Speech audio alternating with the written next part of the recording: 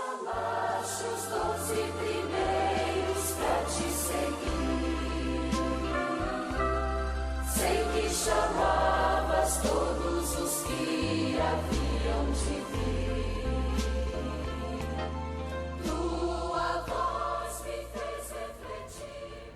Bem-vindos, queridos amigos, para a preparação da liturgia do próximo final de semana, dia 24 de janeiro, terceiro domingo do tempo comum.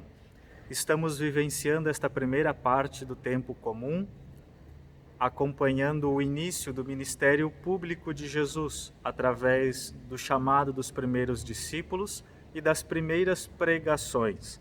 É importante que, durante este tempo comum, reflitamos sobre o comum da nossa vida. Entreguemos, portanto, o cotidiano da nossa vida, nossos afazeres, nosso trabalho pastoral, nossa família, para que, na simplicidade de cada dia, possamos encontrar a graça de Deus, que está sempre a nos acompanhar e a nos abençoar. Assim, vamos nos preparar para a liturgia do terceiro domingo do tempo comum, através desse primeiro passo da leitura, onde vamos nos ater ao texto, aos personagens e aos lugares. Eu quero chamar a atenção como é importante fazermos a leitura orante. Esse exercício que a igreja nos propõe é muito especial, só que nós precisamos saber fazê-lo bem. Portanto, a gente não pode atropelar os passos. Precisamos ter paciência e fazer um passo de cada vez. Portanto, neste primeiro passo da leitura, nós não vamos procurar uma mensagem ou já fazer um pedido a Deus. Nós vamos nos ater apenas ao texto, como se nós estivéssemos pegando um texto comum para lermos. E vamos nos importar como que está escrito este texto, os personagens, os lugares. Então, a inspiração bíblica, a inspiração de Deus, uma mensagem, nós vamos tirar só depois. Agora vamos nos ater apenas ao texto, as palavras, as frases, aquilo que nós não entendemos. Então é importante que a gente não atropele os passos da leitura orante. Assim a gente faz esse exercício semanal, mas também possamos levar esse modelo para o nosso dia a dia, para fazermos com os textos bíblicos diários. É muito importante termos esse contato com a palavra de Deus. Leitura da profecia de Jonas. A palavra do Senhor foi dirigida a Jonas pela segunda vez. Levanta-te e põe-te a caminho da grande cidade de Nínive e anuncia-lhe a mensagem que eu te vou confiar. Jonas pôs-se a caminho de Nínive conforme a ordem do Senhor. Ora, Nínive era uma cidade muito grande. Eram necessários 3 dias para ser atravessada. Jonas entrou na cidade, percorrendo o caminho de 1 dia. Pregava ao povo, dizendo: ainda 40 dias e Nínive será destruída. Os ninivitas acreditaram em Deus, aceitaram fazer jejum e vestiram sacos, desde o superior ao inferior. Vendo Deus as suas obras de conversão e que os ninivitas se afastavam do mau caminho, compadeceu-se e suspendeu o mal que tinha ameaçado fazer-lhe, e não o fez. Palavra do Senhor, graças a Deus. Muito bonita essa leitura de Jonas, lembrando aqui que Jonas é uma figura do Antigo Testamento que já faz a gente entrever aquilo que Cristo vem realizar por toda a humanidade. Lembram da história de Jonas? Jonas, um grande profeta, que foi anunciar a conversão à cidade de Nínive, quis fugir e foi engolido por uma baleia. Ficou 3 dias no ventre da baleia. A baleia o cuspiu e foi lá evangelizar. Jesus também foi como que engolido pela terra durante 3 dias durante sua morte. E depois, na ressurreição, levou a boa notícia a toda a humanidade, a boa notícia da vida eterna. Portanto, Jonas é um profeta do Antigo Testamento que prefigura a missão de Cristo, a sua morte e ressurreição.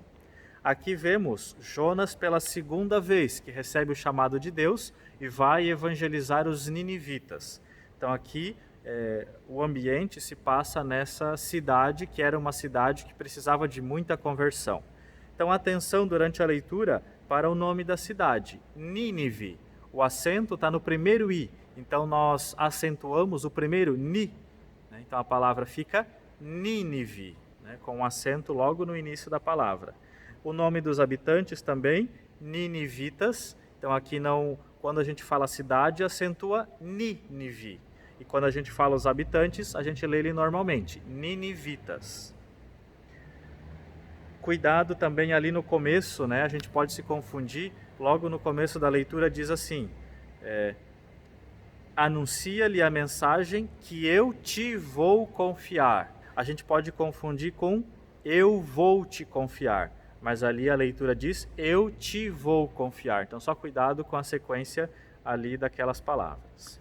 O salmo responsorial tirado então do Salmo 24.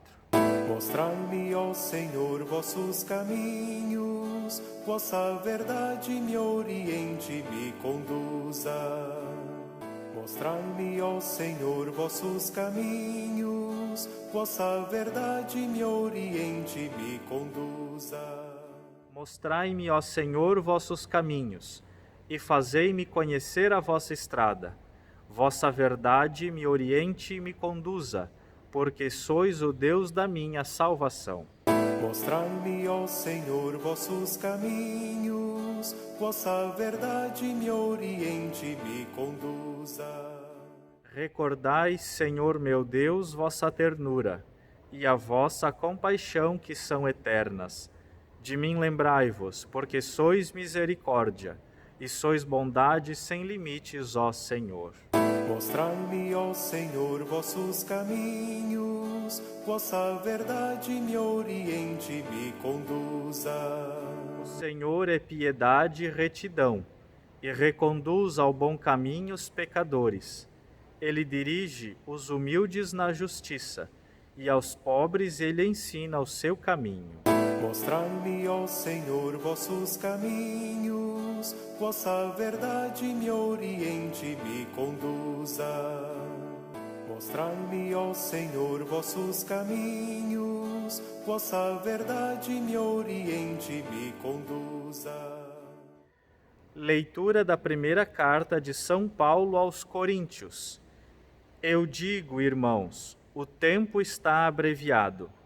Então, que, doravante, os que têm mulher vivam como se não tivessem mulher, e os que choram como se não chorassem, e os que estão alegres como se não estivessem alegres, e os que fazem compras como se não possuíssem coisa alguma, e os que usam do mundo como se dele não estivessem gozando, pois a figura deste mundo passa.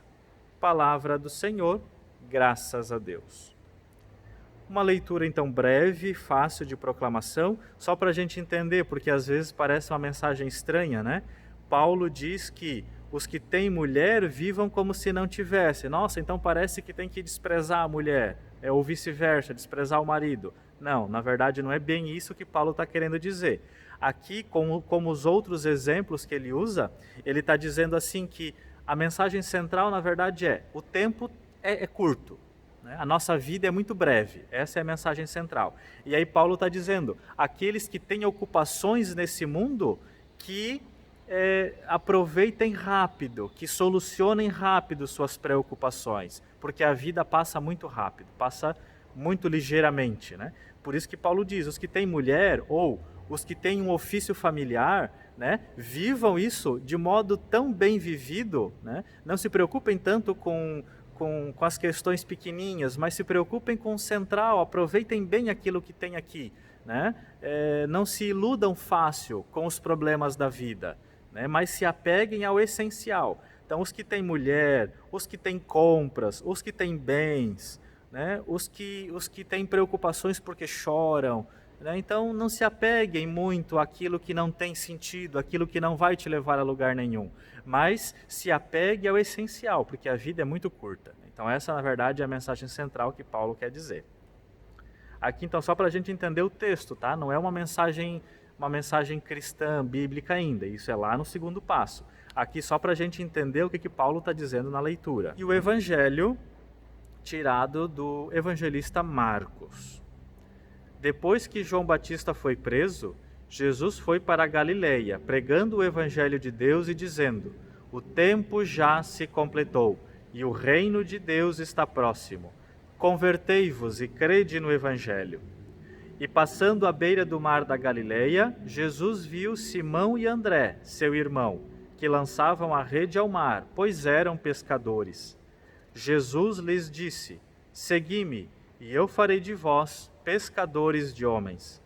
E eles, deixando imediatamente as redes, seguiram a Jesus. Caminhando mais um pouco, viu também Tiago e João, filhos de Zebedeu. Estavam na barca, consertando as redes, e logo os chamou. Eles deixaram seu pai Zebedeu na barca com os empregados e partiram, seguindo Jesus. Palavra da salvação, glória a vós, Senhor. Agora sim, num segundo passo, na meditação, podemos ver o que Deus está querendo nos dizer com essa leitura, com estas leituras, com essa liturgia. Bem, se nós formos assim fazer o exercício individual, ou mesmo aqui no exercício partilhado, né, cada um poderia falar a sua impressão, a mensagem que mais lhe tocou dessa liturgia. Mas eu quero trazer aqui a nossa atenção como comunidade para essa mensagem que justamente Paulo está querendo dizer ali, né? O tempo está abreviado.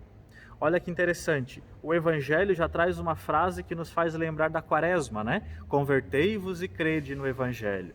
Então a gente tem que aproveitar o tempo buscando a nossa conversão e a nossa santidade, sobretudo. Na primeira leitura, Jonas alerta o povo de Nínive para fazer penitência, para se converter logo, porque o tempo está próximo, o tempo está abreviado, é muito curto nesse mundo, né? E nós devemos aproveitar o máximo desse mundo para o nosso bem e o bem dos nossos irmãos, para a nossa santidade. Um sinônimo de santidade é a felicidade. Ser feliz e ser santo é a mesma coisa. Só é feliz quem busca a santidade. Então, felicidade e santidade é a mesma coisa. Então, cuidado, porque às vezes o mundo pode apresentar um outro modelo de felicidade, né? O que é ser feliz nesse mundo? É lutar para alcançar um dia a santidade. E essa santidade não vai começar só lá no céu, já começa aqui na terra.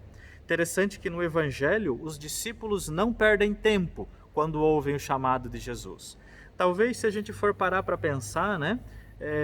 Possivelmente os discípulos, quando ouviram o chamado de Jesus, pensaram um pouco, não sabiam se queriam ir, né? Talvez o lado humano dos discípulos demorou para responder o chamado de Jesus, mas o Evangelho, o texto bíblico, nos traz essa mensagem de que quando Jesus chamou, os discípulos prontamente deixaram as redes e seguiram Jesus, ou seja, não perderam tempo. Portanto, meus queridos irmãos, amigos, que nós possamos tirar dessa liturgia esta mensagem. Não podemos perder tempo para aquilo que vale a pena.